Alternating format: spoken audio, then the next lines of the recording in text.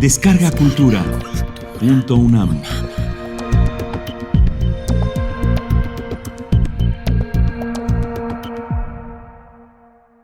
Hola, soy Irene Vallejo. Quiero compartir con ustedes algunos de los fragmentos que más me emocionan, que más conmovedores e íntimos son para mí de mi libro Del infinito en un junco. Espero que los disfruten.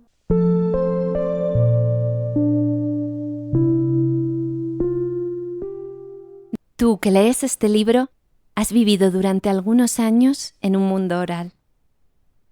Desde tus balbuceos con lengua de trapo hasta que aprendiste a leer, las palabras solo existían en la voz. Encontrabas por todas partes los dibujos mudos de las letras, pero no significaban nada para ti. Los adultos que controlaban el mundo, ellos sí leían y escribían. Tú no entendías bien qué era eso, ni te importaba demasiado porque te bastaba hablar. Los primeros relatos de tu vida entraron por las caracolas de tus orejas. Tus ojos aún no sabían escuchar. Luego llegó el colegio, los palotes, los redondeles, las letras, las sílabas. En ti se ha cumplido, a pequeña escala, el mismo tránsito que hizo la humanidad desde la oralidad a la escritura. Mi madre me leía libros todas las noches, sentada en la orilla de mi cama. Ella era la rapsoda, yo su público fascinado. El lugar, la hora, los gestos y los silencios eran siempre los mismos, nuestra íntima liturgia. Mientras sus ojos buscaban el lugar donde había abandonado la lectura y luego retrocedían unas frases atrás para recuperar el hilo de la historia, la suave brisa del relato se llevaba todas las preocupaciones del día y los miedos intuidos de la noche. Aquel tiempo de lectura me parecía un paraíso pequeño y provisional. Después he aprendido que todos los paraísos son así, humildes y transitorios. Su voz. Yo escuchaba su voz y los sonidos del cuento que ella me ayudaba a oír con la imaginación. El chapoteo del agua contra el casco de un barco, el crujido suave de la nieve, el choque de dos espadas, el silbido de una flecha, pasos misteriosos, aullidos de lobo, cuchicheos detrás de una puerta. Nos sentíamos muy unidas, mi madre y yo, juntas en dos lugares a la vez, más juntas que nunca, pero escindidas en dos dimensiones paralelas, dentro y fuera, con un reloj que hacía tic-tac en el dormitorio durante media hora y años enteros transcurriendo en la historia, solas y al mismo tiempo rodeadas de mucha gente, amigas y espías de los personajes. En esos años fui perdiendo los dientes de leche uno a uno. Mi gesto favorito, mientras ella me contaba cuentos, era menear un diente tembloroso con el dedo, sentirlo desprenderse de sus raíces, bailar cada vez más suelto, y cuando finalmente se partía, soltando unos hilos salados de sangre, colocármelo en la palma de la mano para mirarlo. La infancia se estaba rompiendo. Dejaba huecos en mi cuerpo y añicos blancos por el camino, y el tiempo de escuchar cuentos acabaría pronto, aunque yo no lo sabía. Y cuando llegábamos a episodios especialmente emocionantes, una persecución, la proximidad del asesino, la inminencia de un descubrimiento, la señal de una traición, mi madre carraspeaba, fingía un picor de garganta, tosía. Era la señal pactada de la primera interrupción. Ya no puedo leer más. Entonces me tocaba suplicar y desesperarme. No lo dejes aquí. Sigue un poquito más. Estoy cansada. Por favor, por favor. Interpretábamos la pequeña comedia y luego ella seguía adelante. Yo sabía que me engañaba, claro. pero siempre me asustaba. Al final, una de las interrupciones sería de verdad, y ella cerraría el libro, me daría un beso, me dejaría a solas en la oscuridad y se entregaría a esa vida secreta que viven los mayores por la noche, sus noches apasionantes, misteriosas, deseadas, ese país extranjero y prohibido a los niños.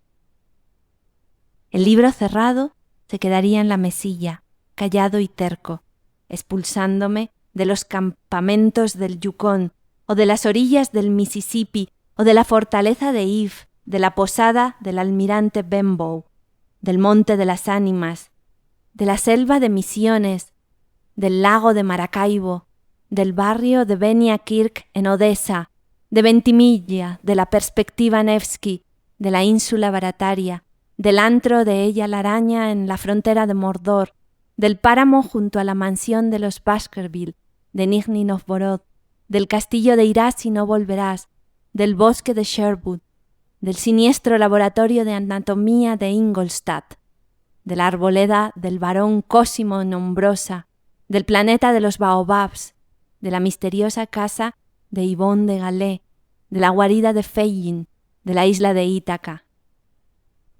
Y aunque yo abriese el libro en el lugar oportuno, señalado por el marcapáginas, no serviría de nada, pues solo vería líneas llenas de patas de araña que se negarían a decirme una mísera palabra. Sin la voz de mi madre, la magia no se hacía realidad. Leer era un hechizo, sí. Conseguir que hablasen esos extraños insectos negros de los libros, que entonces me parecían enormes hormigueros de papel.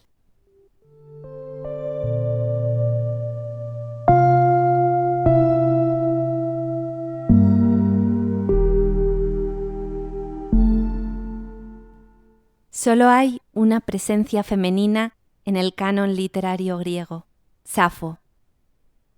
Es tentador atribuir ese clamoroso desequilibrio a que las mujeres no escribían en la antigua Grecia.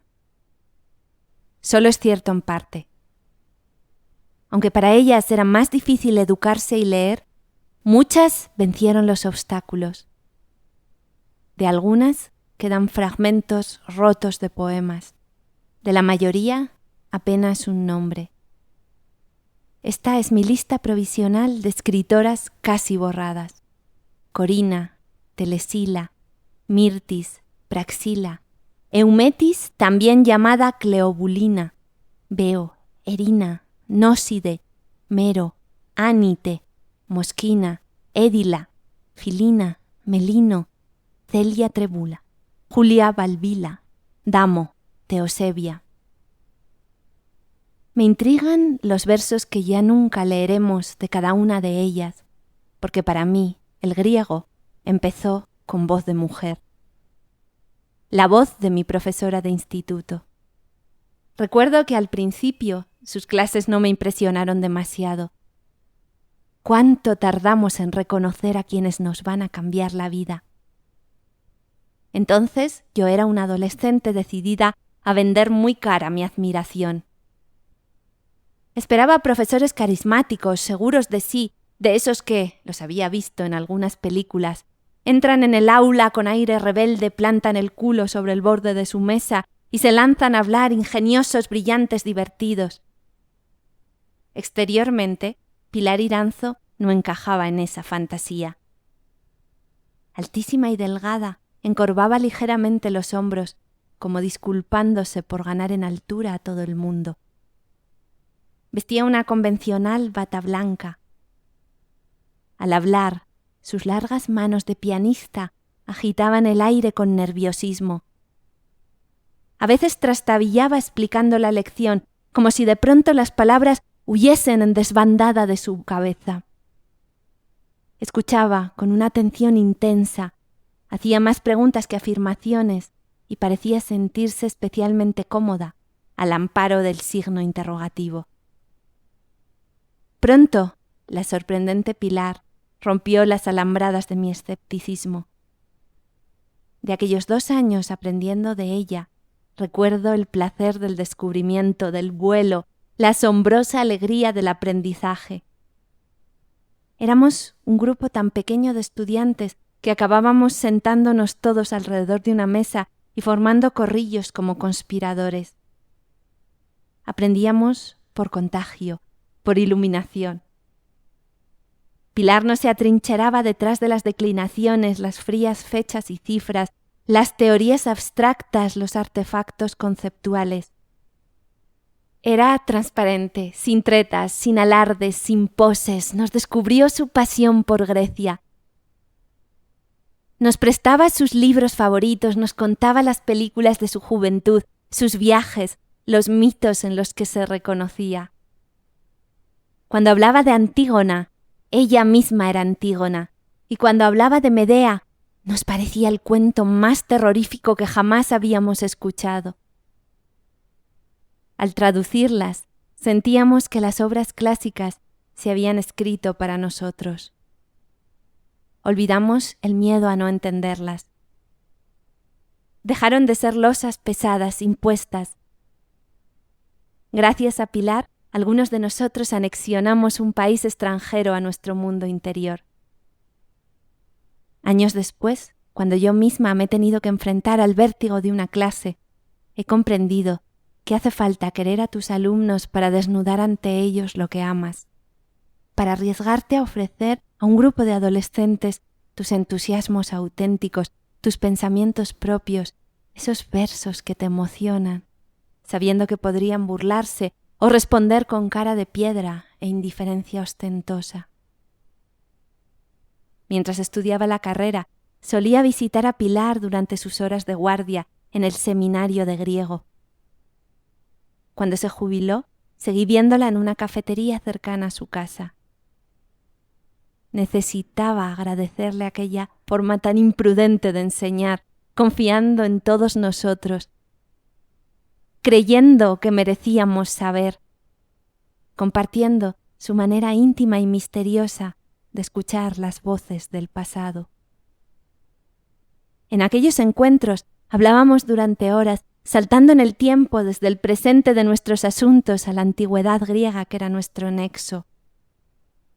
Pero tropezábamos con una paradoja, comprender que habría sido terrible vivir en la época que tanto nos fascinaba, allí donde las mujeres permanecían alejadas del poder, donde no tenían libertad, donde nunca dejaban de ser menores de edad. Pilar, que había dedicado tantos años a transmitir la luminosa herencia de Grecia, sabía que aquella época la habría condenado a permanecer en la sombra. Echaba de menos las palabras de las escritoras perdidas y sus poemas nacidos en el silencio.